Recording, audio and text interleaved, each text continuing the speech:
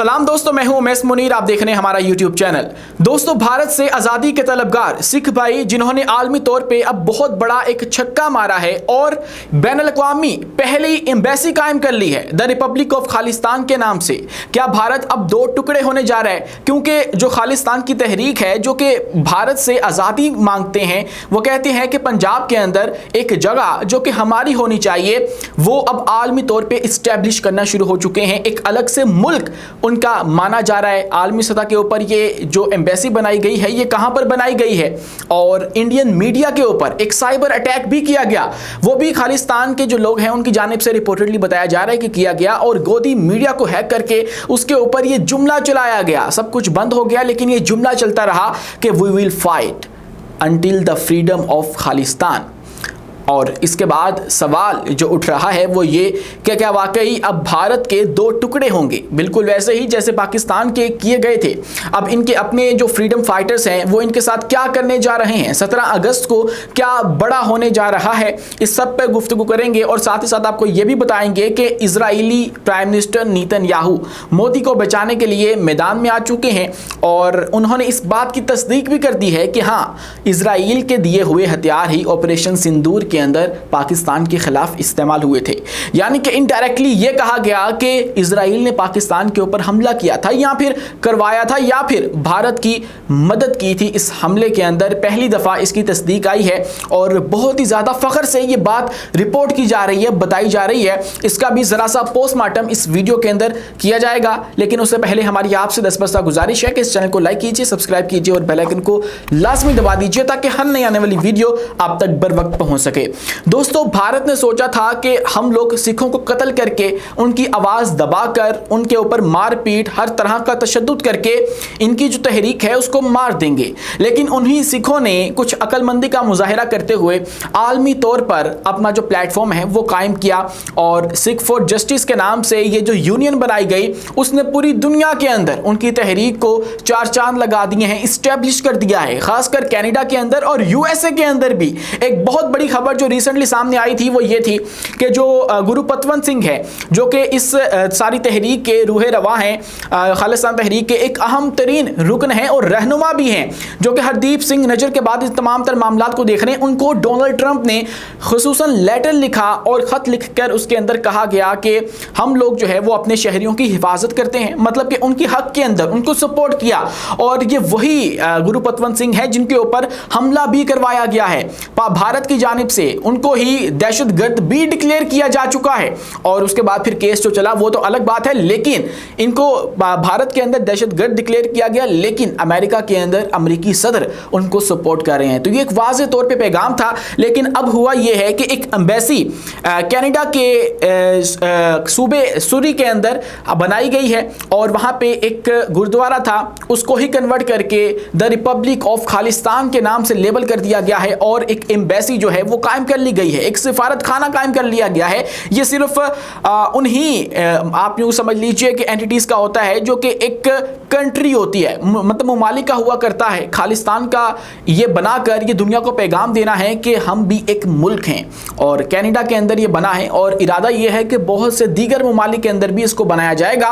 और फिर कुछ जो ख्याल हैं वो ये भी मौजूद हैं कि पाकिस्तान को भी इनको इजाज़त देनी चाहिए कि आप आकर पाकिस्तान के अंदर भी इस तरह की एम्बेसी जो है वो खोल लो, क्योंकि पाकिस्तान हमेशा से अपने सिख भाइयों का जो है वो ख्याल करता आया है, उनकी हर तरह से मुआवनत की गई है। इवन के उनके लिए हमने दरवाजे भी खोल दिए थे और वहाँ पे अपने आके वो अपनी जो मजहबी जगह है वहाँ पे आके विजिट भी करते हैं, अपनी तमाम तर रसूमात भी अदा करते हैं। तो ऐसे में ये एक बड़ी जो डेवलपमेंट है वो भी हो सकती है। उसके बाद मुबैना तौर पर जो पासपोर्ट हैं, वीज़े हैं, वो भी इशू होके जो है वो दिखाए जा रहे हैं कि ये भी खालिस्तान के नाम से इशू हो रहे हैं।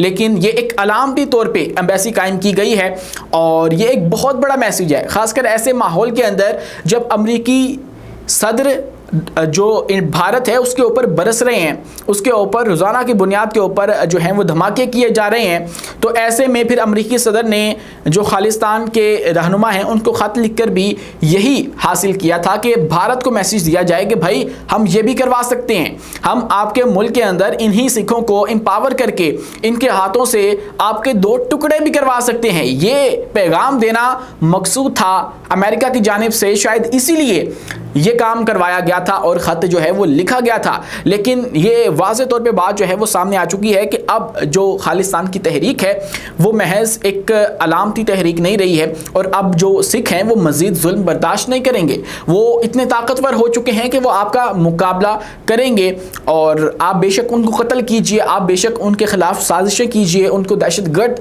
जो है वो डिक्लेयर करें, लेकिन इसके बावजूद वो आपके ऊपर भारी पड़ते हुए नजर आ रहे हैं। बजाय इसके कि आप पाकिस्तान के अंदर इस तरह की जो कल अदम तंजीमें हैं उनको सपोर्ट करें, उनकी बात करें, तो इसकी बजाय आप लोग अपने मुल्क के अंदर देखें क्या हो रहा है। अपने लोगों को हक दीजिए, बजाय उनको स्नब करने के, उनको दबाने के, उनकी बात सुने, उनके जो हकूक़ हैं उनको फ्राहम किए जाएं, और फिर ही जो है वो एक पुरअमन जो माशरा है वो आपका बन पाएगा।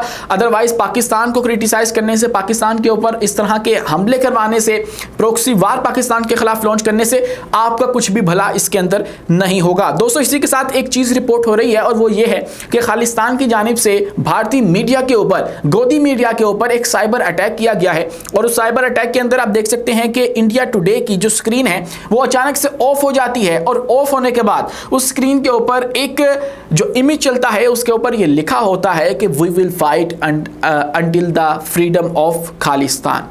जब तक खालिस्तान आज़ाद नहीं हो जाता या बन नहीं जाता तब तक हम लोग लड़ते रहेंगे।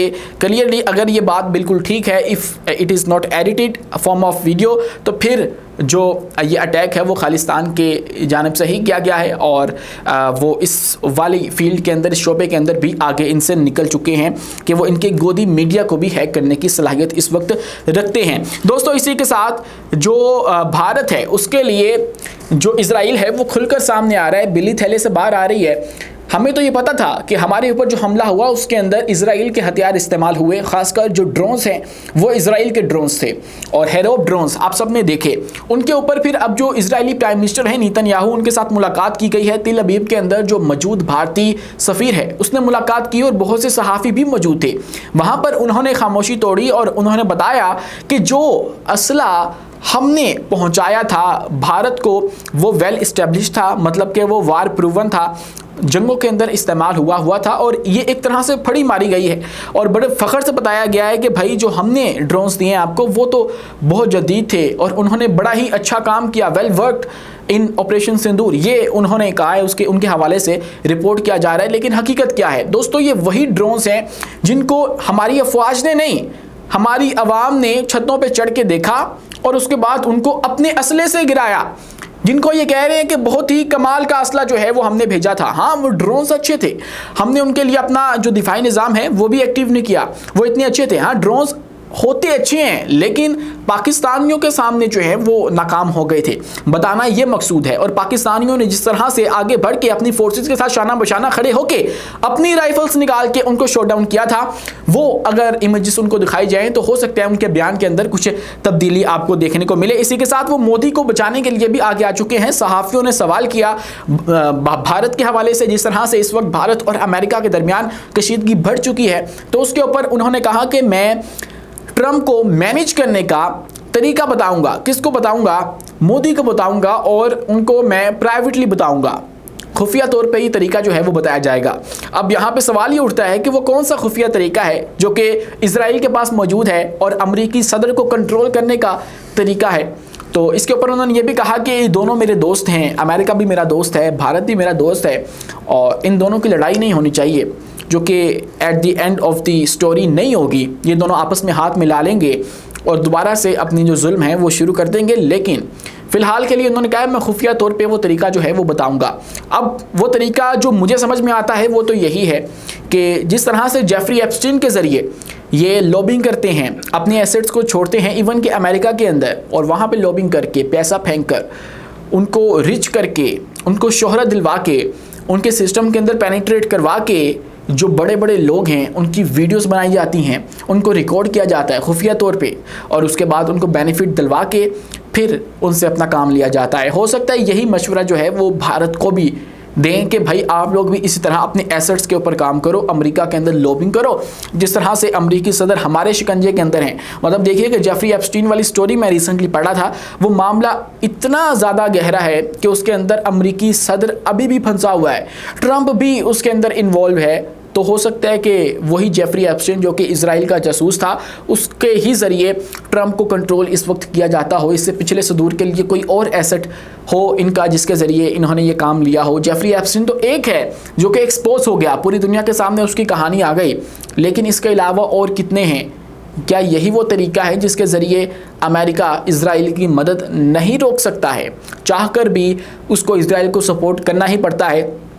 ये सवाल आज की वीडियो में मैं आपके लिए छोड़कर जा रहा हूं। आज के लिए इतना ही। अपने मेज़बान उमैस मुनीर को दीजिए इजाज़त। मिलते हैं अगली वीडियो में किसी नई मालूमात के साथ। शुक्रिया, अल्लाह हाफिज़।